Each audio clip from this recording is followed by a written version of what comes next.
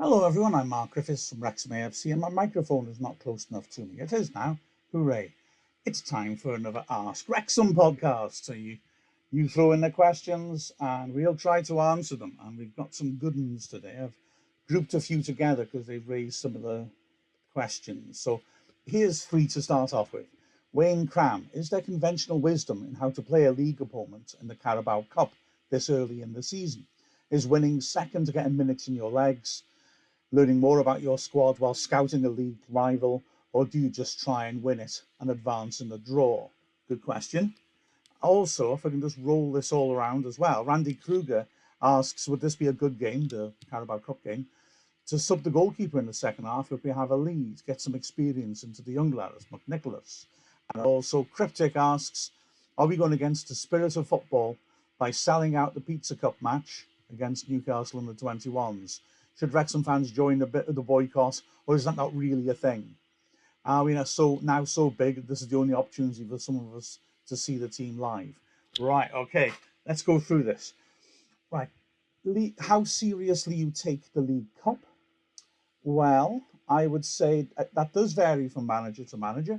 I would argue that teams do take it seriously. And if you look at the Wrexham side that we picked, okay, we did give Palmer a break, but then, Dalby at the start of the season was probably ahead of Palmer in the pecking order. And I think that Parkinson feels he's got a strong squad and there's a lot of players he can bring in without really diminishing the quality of the side. So,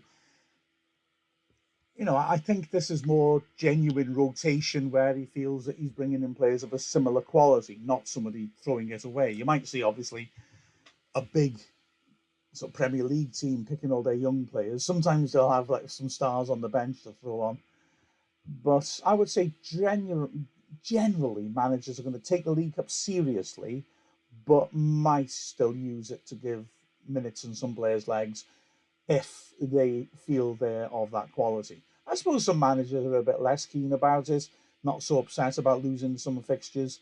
But the thing is, I mean, all right, we weren't going to win the League Cup, but we could have drawn a big team at home in the next round and had a go at making another memory. And remember, Parkinson incredibly took Bradford to the final, which is astonishing. So yeah, we can't accuse him of not taking it seriously. I think the changes he makes tend to be because he's looking to bring in players that he thinks are just as good, more than him trying to just, sort of not take it that seriously, I would argue. As for the question about McNicholas, well, I suppose there's another question here, isn't there? And although it's kind of ephemeral in a way, I do think it's worth saying you've got to, I would argue, not disrespect your opponents too much. I can't think of something like that being done where you feel you're on top of a game, so let's throw a substitute on. Outfield players maybe so because you don't maybe don't. It's not so obvious, but I can't think of an example where you throw that keeper on. I think that could irk opposing teams who are thinking, "Oh, you're really taking us lightly now." You think they're a bit of a joke, a bit of a pushover. The danger of doing that, apart from just getting a bit of stick from the other side's manager, which I'm quite sure Parkinson couldn't cope with. No worries about him in that department, is that sometimes players get offended by that sort of things and they try to kick you. And sometimes kicks can lead to injuries. So I think for that reason, I wonder. I, I'll give you an odd example, which was a Brazilian player who, when he was young, was thought to be a massive prospect, actually didn't go anywhere. And it might partly be because of his showboating. His name was Kerlon. YouTube him and you'll see exactly what I'm talking about. Kerlon. And he was supposed to be a good player, but he had a particular trick which he'd pulled off, which is to flick the ball up in the air and then control it with his head. And he was very good at keeping the ball up with his head, just heading it up all the time, back down, not much height. And then incredible skill. He could run while bouncing the ball on his head. And obviously that makes it incredibly difficult for anyone to tackle him without fouling him. So have a look at him on YouTube, because what you will find is the players tend to get incensed because they think that he's taking a mick out of them. So they go for him. And there's a lot of potential leg breaking tackles that you'll see that end his little runs bouncing the ball on his head. I kind of put chucking a keeper on in the second half because this game's so easy into a similar category. You could end up with a player getting a heavy tackle as retribution, possibly. Also, if he's ready for that, then probably starting. The spirit of football as well with the Papa John's Cup. Now, that is something that we talked about a little bit in the broadcast, that some fans disliked the under-21 teams coming into that competition.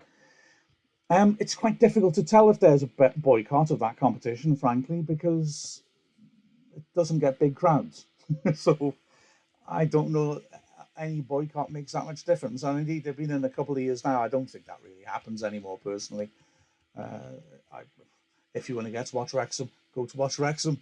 And as Cryptic was rightly said, if you can't get a ticket, well, a game like this, which isn't selling out straight away, is your chance to do so. So I don't hold much truck with that boycott thing. I don't like the idea of 21 teams being in the competition particularly, or as it's the lesser of two evils, the other option being them actually having teams in the league, these under 21s. I'll take it. It's peculiar. It's going to be an oddity playing an under 21 team. I quite like the idea of that. Now, Jim asks, why do all the games start at the same time? In the States, games start at different times so fans can watch more than one and keep up with the competition. Right now, it's a fair question. That is done in other countries. And in the Premier League, it's done to an extent, And there are a couple of weekends a season where the Premier League are not shown on the terrestrial channels, but are shown on Amazon. And then they spread them all out. But why don't we in our league? Right, okay. There's a few important points to make here. One of which is these games aren't getting televised. So, the lower division, League 2, League 1, even Championship, not that many are getting televised every weekend. So you're not going to be able to watch them all, even if they are spread out. Unless there's some streaming platform solution, I suppose. But also, this is a sort of cultural, political issue as well. British people love 3 o'clock on a Saturday as their football time. It's ingrained, it's traditional, and people hate it being messed around with. Now, part of that's just maybe a bit of old-fashioned or sentimental thinking, but part of it is practical. Britain, more really than other countries, except maybe Germany, well, even so more than Germany, have away fans. You go to Spain, you don't see any away fans. I've seen Madrid derbies where Atletico Madrid have only got about 200 seats in the Bernabeu. Stadium that holds 90,000. But they just don't go to away games. You watch them in your local bar. Britain has a culture of away fans which goes deep down the game. So let's imagine Wrexham are playing Exeter. It's down in Devon. So you're going down quite deep southwest, a good 4-hour drive at least. That game gets shifted for television to 5:45. You're going to be getting back late. I know midweek games are also late, but if you really are spreading games out that much, you really are inconveniencing people. You're also inconveniencing people who already bought maybe a train ticket to go down. Trust me, train travel in Britain is not friendly. They don't do things like let you change your times unless you've got a very specific type of ticket, and you have to have a degree in Latin to understand what the heck their regulations mean to work out which tickets and which trains you can use. It's farcical. So probably if you buy a ticket in advance and then it's moved for television, you've just lost that money. And tickets on trains are not cheap in Britain at all. They're horribly expensive. So there's things like that, just having those plans getting totally disrupted or get shifted to a different day, perhaps. At least in Britain, they announced the changes fairly early. In Spain, I love Spanish football. I follow it very closely. In Spain, they often change it with a couple of weeks to go because there's no away sport, I suppose, so they don't really cater for them. And there is this big emotional thing, and a lot of people just don't like having games on Sundays and Friday nights and Monday nights. Saturday and Tuesday or Wednesday are the traditional football days. And, if you can accuse us Brits of anything, we love living in the past.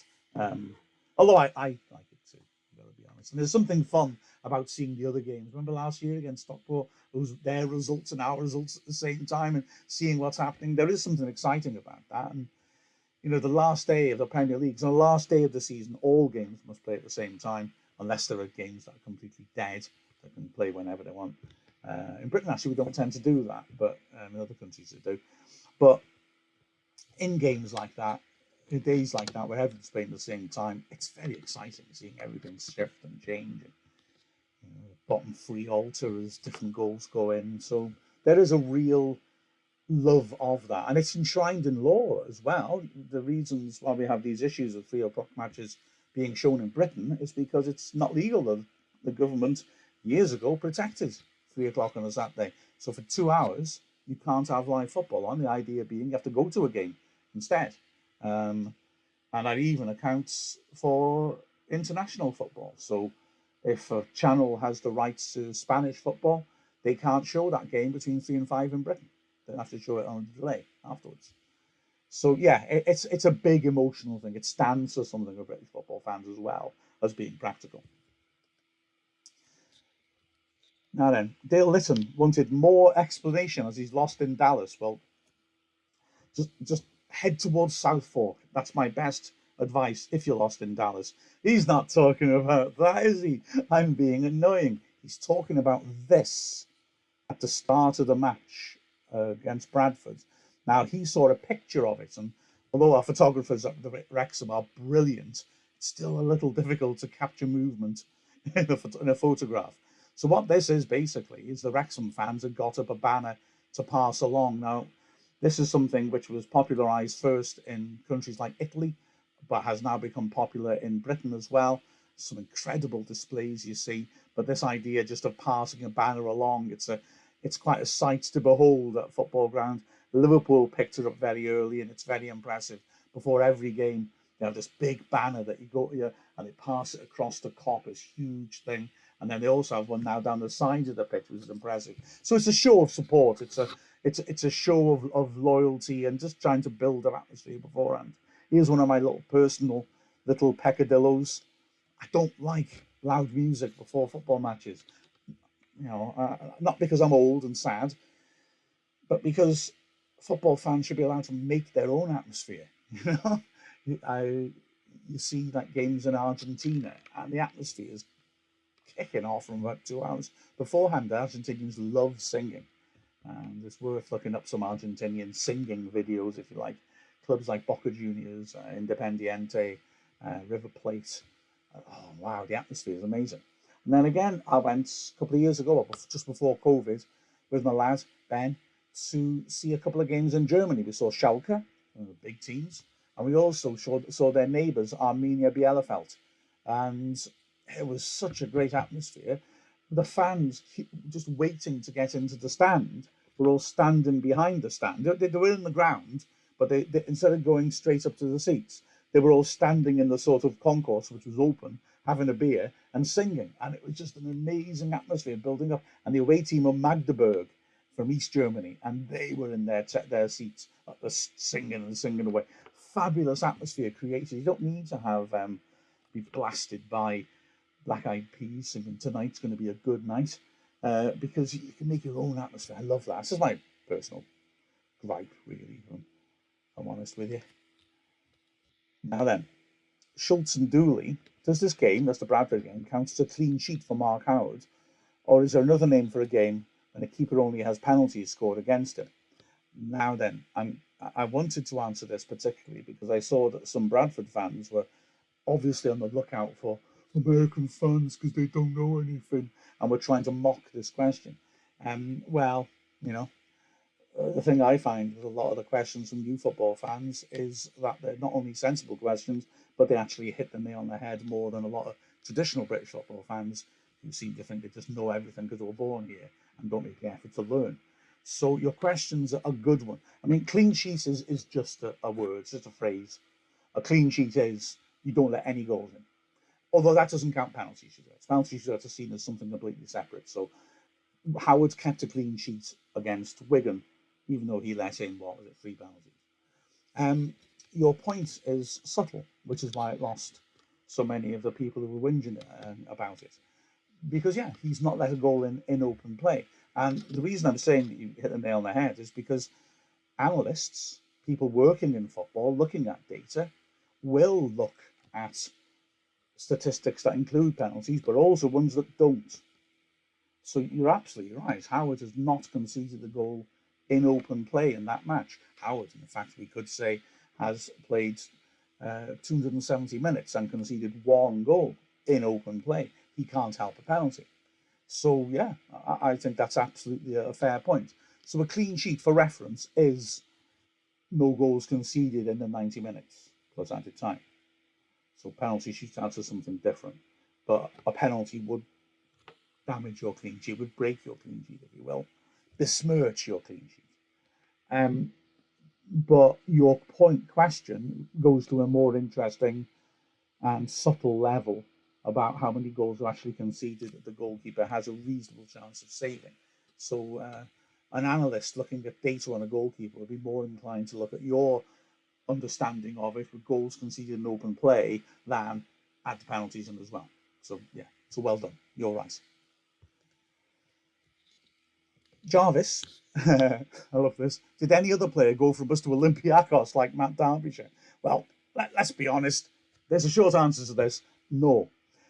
Also, there was a fair bit of time between Derbyshire being on loan to us in 2006 and going to Panathinaikos or Olympiacos, sorry, in Greece and being part of one of the big teams in Europe. There have been other players from Wrexham, of course, that have gone to big teams, and I don't mean just in Britain, although certainly are plenty of those. Joy Jones, Mickey Thomas come immediately to mind. Eddie Nedzvecki went to Chelsea as well. But, I'm thinking more of some players who maybe were with us during the National League and then suddenly popped up and you think, wow, this is a high standard for them. So the obvious one for me, Aurélien Collin, who was a good defender for us when we first dropped down to the National League. I liked him and we wanted to keep him and we failed to. He went to Greece, actually, now I think about it, Matt Derbyshire link. And you sort of think, all right, he's playing the second division in Greece. Maybe that says something about the quality of the second division in Greece. But then from there, you get to move to the MLS and actually won the MLS with Sporting Kansas City and became a bit of a cult figure as well and had terrific figures as a defender. And I seem to recall, did he win Defender of the Year one season? So he spent a bit of time with Wrexham and did a decent job as well. But we didn't see him becoming a big MLS star, to be fair, Next one up. Right, now I've got some questions on Bickerstaff and Mullin here. So Wrexham AFC Tampa, explain to me why loaning out Bickerstaff is a great idea. The lad is a player and a talent. Current Roy, one of the best electricians in the Wrexham area. Do you think with Mull's arrival we'll be in a better position? Seems to be our problem. You're scoring goals, but we have to get wins soon. Fair question. Tane Emrys at Burton. I love Bickerstaff like a little baby Mullin with a dash of Lee magic thrown in. What would Mull Bickers played together look like? Are they too similar? Excellent questions. Right, okay. Firstly, why is Bickerstaff loaning out a good idea? Well, let's put it this way. Bickerstaff's caused a real problem, I think, for Parkinson, but a lovely problem to have. He clearly felt that, he rates him. He said he thinks he's the best finisher, one of the best at the club, and in training he's brilliant at burying his chances. Despite that, he's still young. He feels there's still more development to come, and he wanted to carefully pick the correct loan club to send him to. He didn't take him to the States, which tells you something about what he saw him as achieving this season, which was another season of experience. And then let's see if he's ready next year, perhaps. But he's caused a problem, hasn't he? Because he's had to play him because of Mullin's injury. He was only on the bench, but Waters and Derby weren't effective in the first match of the season. Palmer and Bickerstaff came on and were good, and have continued to be so. And until Mullin comes back at the moment, or until he signs somebody, I'm recording this during transfer deadline day. At the moment, he brought in George Evans. There could be more to come. He's a first choice striker, and he's seized that opportunity brilliantly. I'm very impressed with it. Son Parkins has got an issue now, hasn't he? Mullin comes back.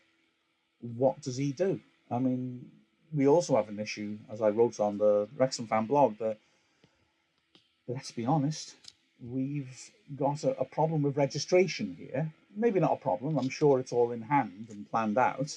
But since Evans arrived, we've got essentially 24 players to register, and we're allowed to register 22.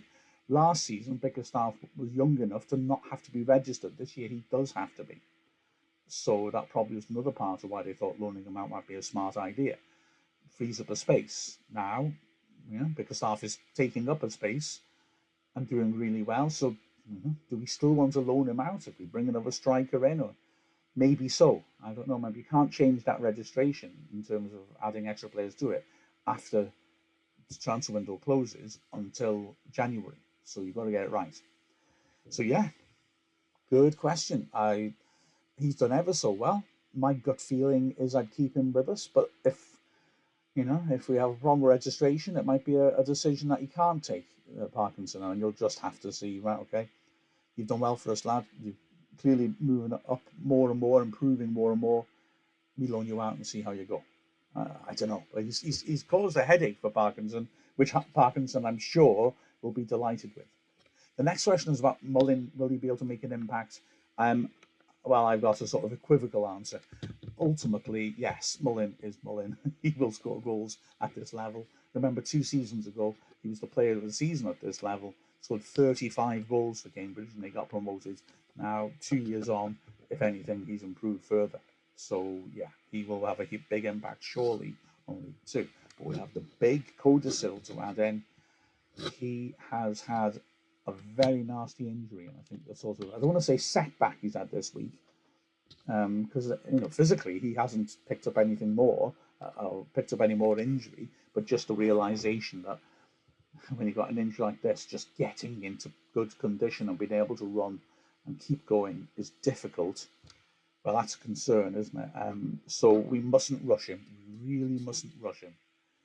If he takes a bit of time, fair enough, because we're playing all right. We may well have another striker in by the time this is posted, who knows. And yes, I think he will make a massive, massive impact, but we may have to be patient with him. He may need a few games to get in the swing of things, maybe a few reserve games. My lad Ben also pointed out the thing that he's scared of is every single team now will be taking their centre-backs, hit him in the elbow, with the elbow in the ribs when no one's looking, try and debilitate him. And he's right. So let's see what happens. And the third one was, wasn't it Mullin and, are they too similar or could they play together? I think they could play together, personally, but as you saw in Welcome to Wrexham, Parkinson quite likes the idea of like the big striker and the little striker feeding off. It's one of the old traditional ideas of football. And it certainly gives you a certain release, doesn't it? If we're under pressure in our own half, we want to pass out from the back, but we can mix it up really well. So if we want to, we can go long to a big bloke like Palmer, who's got a good chance of fighting for and winning the ball. And Mullin is actually good in those circumstances. He's not big, but it just makes such a problem for centre-backs that they miss headers. They let it bounce. Once they let it bounce, Mullin's got them. So I think you could, but you would maybe lose a bit of that ability to clear when there's danger and possibly have the ball held up by a striker winning the header. And like I said, Parkinson likes creatively anyway, that with Palmer winning headers and causing problems in the box, or Dalby, that Mullin gets more to work off. So I think he likes the big man, little man combination, but that doesn't mean he wouldn't play Bickerstaff with Mullin. And it could be, because they're both quite sharp, trying to bring other players in, very sharp in the Mullin's case, that they may well gel very well together. But I suspect his go-to move will be big guy, little guy, I suspect. Sorry for simplifying it, rather. A. Fennel says, newbie question here. Who watches the watchers? I like this. Was that ref getting bribed? No, don't worry about that. Was there any way for the decision to be overturned? Couldn't see anything as I followed an iFollow in Canada, but something was very, very wrong with the decision. Well, there was. Yes, I totally agree. But let me just clear a few things. Like bribery, forget about it. No way. There's no way there was bribery there. I'm not saying there's no corruption in football at all, but the corruption, when it happens, tends to be about betting, People can bet on when the first throw-in will be, so you kick the ball straight off the pitch and the kick off, that sort of thing. I really, it's not bribery. The ref made some poor decisions, pretty straight. I must emphasise that. So no, don't think in those terms. He's made some poor judgments. He's not been helped out by his linesman, a couple in the first half as well. Um, Mike the ref is the man who answers these sort of questions, and he has. If you have a look through videos he's made for us on Dragonheart and stuff he's put on Twitter, talks about assessing. He's a referee's assessor, so every game will have an assessor watching the referee, giving them feedback afterwards, and giving them a mark on different parts of their handling of the game. And that will all be collated. Referees will be promoted, relegated if they show promise or show incompetence. So he will have been judged by, in that game, I believe it was George Kane, who's a very experienced ex-referee, who was a referee's assessor in that game. So every game has a referee's assessor. So that's who watches the watches. There's no recourse for a mistake. You just have to take it on the chin. There have been occasions where a game's been replayed, but they maybe cause more problems than it's worth. The famous one, I suppose, was about 10, 12 years ago, something like that, Bayer Leverkusen in the German Bundesliga, a striker called Stefan Kiesling, and he scores with a header, or appears to score with a header. He's quite wide at the far post, and he heads it towards goal, and it's nestling in the ball. Celebrations, goal given, the defender's going crazy. And it turns out they're right, because there was a hole in the net near the post about halfway up. And nobody knew, nobody noticed, by complete fluke, he'd headed the ball and it had gone through that hole into the net. So it really looked like a goal unless you watched it in slow motion and realised he'd headed it into the side netting and it had gone through that netting. And now that game was replayed, or I can't remember if it was replayed fully or replayed from that point, but it caused all sorts of aggregation. And so I think, understandably, administrators are not keen to do that sort of thing again. So the chances are no, you will not get any sort of replay, certainly in that situation. I mean, I think it's a terrible decision, but I have heard some people, mostly of Bradford's persuasion, say they think it is a penalty. And if I really try hard, I can see why the ref's given it, although I think he's mistaken. There is contact. It's not enough for a penalty. It's not enough for a free kick. But there was contact, so if the ref sees it that way, the ref sees it that way. I moan about refs sometimes, although I think generally this season they've been very good. I do moan about them, but I would never attempt to say they're not honest. I really wouldn't say that. That'd be a very serious thing, if that was the case. I really don't think so at all. And then following on from that, Sherry asks, what is the worst referee call Wrexham have ever suffered? Oh, my word. So many injustices. Well, Mike the ref came up with a beauty. In reply to that tweet, when a striker called Craig Falconbridge scored in a midweek game, I want to say it was against Wycombe, but probably wasn't, where the referee disallowed it for offside, and then, to be fair to him, admitted afterwards that he'd seen the fluorescent jacket of a steward in the stand near where the linesman was standing, and he thought it was the flag and gave offside, but it wasn't offside. The linesman hadn't raised his flag, but he fell for that. What Mike could also said is that poor Falconbridge was robbed 3 days earlier, because 3 days earlier Falconbridge shot and scored, and the ball hit the nets. Don't tend to have them as much. They used to have solid net supports coming out the top of each post, and the ball hit one of those net supports, bounced back down, and the referee genuinely thought the ball hit the post and hadn't gone in. So there's two pretty major ones. And another one, which I know I've talked about before, but I'll say quickly, was one of Wrexham's biggest games, 1984. Amazingly, we knocked Porto out of Europe, one of the big teams in Europe. And then we're up against Roma. And we lost 2-0 at Roma, but neither of the goals should have counted. The first one was a penalty for handball, big crowd of players at the near post. Corner comes in, arm goes up and handles it. Ref gives a penalty.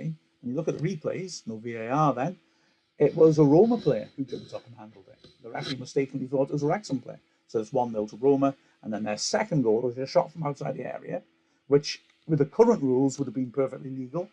But then the rules of offside are much more black and white. Basically, if you're standing offside, you're offside. And there was a player standing offside. Now he'd be ruled not to be interfering in the play. But in those days, you're offside, you shouldn't be. So they should have, and he was quite a long way offside. So they both should have been disallowed. That's somewhat galling, isn't it? Let's be honest. I'm sure there's many more. If anyone wants to stick them in the comments, I'm sure I've missed out some. Now, Cryptic.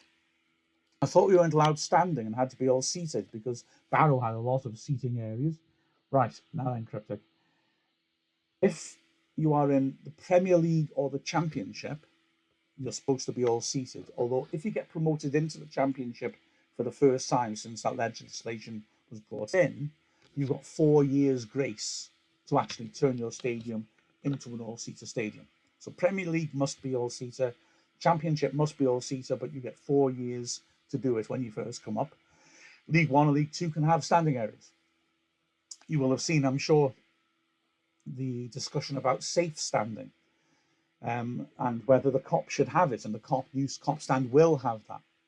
And that's the sort of solution to this in a way, although it's more expensive than to put in normal seats in, where you have a rail in front. Officially, they're called rail seats, and you can sit on the seat or you can stand up.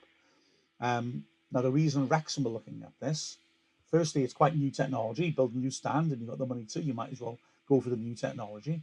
Secondly, last season, they allowed safe standing in Premier League and international games, and at Wembley in the Carabao Cup final as well. So things are moving in that direction in order to try and get, sort of more standing supporters in. It's also an international regulation. So Wrexham want to host international games. Wales can't play. All competitive internationals have to be all seated. So when Wrexham held them, since the law was brought in, if the Kop was open, you couldn't open it for the Wales game. It was a three-sided stand, a ground for that. So those are the reasons we've done it, and we're also future-proofing ourselves as we are ambitious and we want to get as high the ladder as we can. But yeah, so lower levels, you can have standing areas. Standing areas traditionally are louder. They add to atmosphere. Standing areas also usually are cheaper, although the rail seats, I suspect, the clubs aren't. I don't think it's a way to make a bit of extra money out of fans. But yeah, so those are the actual rules that apply. Now, here's a great question from Cryptic that I wanted to look up. Again, about Barrow, there seems to be very little room around the boundary for long throws or corner kicks. Is there a minimum requirement of space between the pitch and the advertising hoardings? Well, I found the regulation. This is from the Football League's handbook, so you could have different regulations elsewhere. I looked at FIFA's handbook, by the way, and there's no rule except there should be a reasonable amount of space.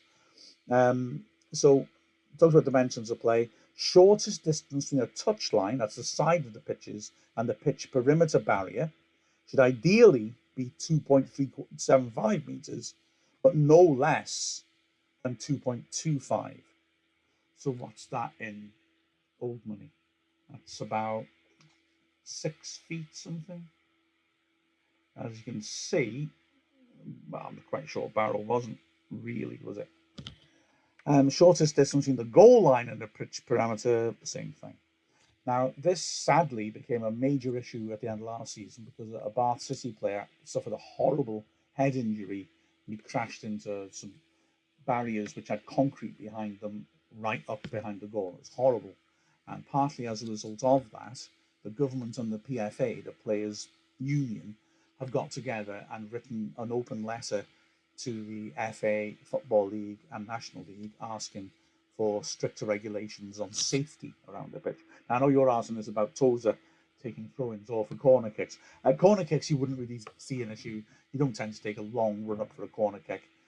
Tozer's throw-ins, of course, are affected by the length of run-up he can achieve, although he can do a good long throw from a standing start, but it's more of a human level rather than the superhuman levels that he attains. Well, it's life. I mean, those regulations, the wording of them were really more of a suggested, should ideally be. So, I'm afraid if there's not much room, there's not much room. You get some opposites. You remember Wrexham playing Gateshead last season on an athletic stadium where he could run as far as he wanted? And the first one, he was about 7 lanes of the running track out, and that was the only one he did like that. I think he had too much of a long run up, lost his rhythm. So after that, he was doing it from shorter. But yeah, that was a real luxury for him, wasn't it? Ellie says hello from Colorado. Hey, A Wrexham fan because of the documentary, loves the commentaries we do as well, learning a lot. Nice one. Delighted to hear that, Kelly. Question, why is the pitch measured in yards instead of metres? Well, Kelly, I mean, as you just saw in those regulations, they were in metres. It's just personal choice. But Britain is, don't let me go there.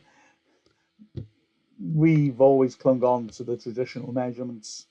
So in Britain, we talk about miles in terms of distance. We talk about feet and inches. We tend to talk about stones and pounds, whereas Europe will go more metric. We seem to, kilograms seem to have come in a bit more in Britain, and meters occasionally, but generally in Britain, we use the old imperial measurement still.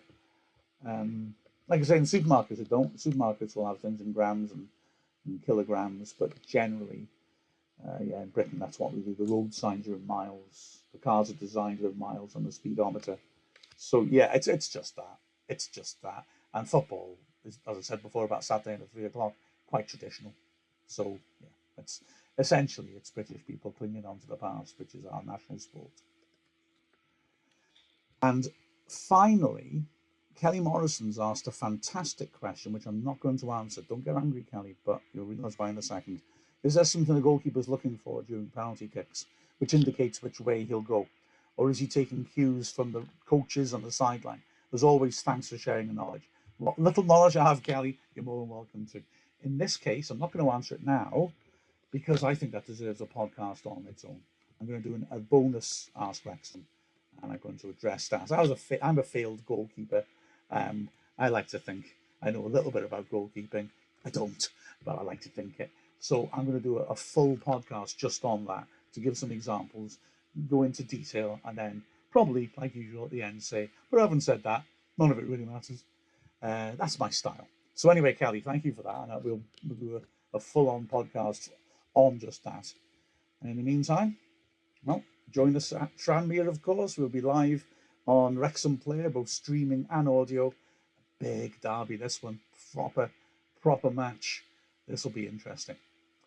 Ta-ta, chaps. I'm Mark Griffiths from Wrexham AFC, don't you know?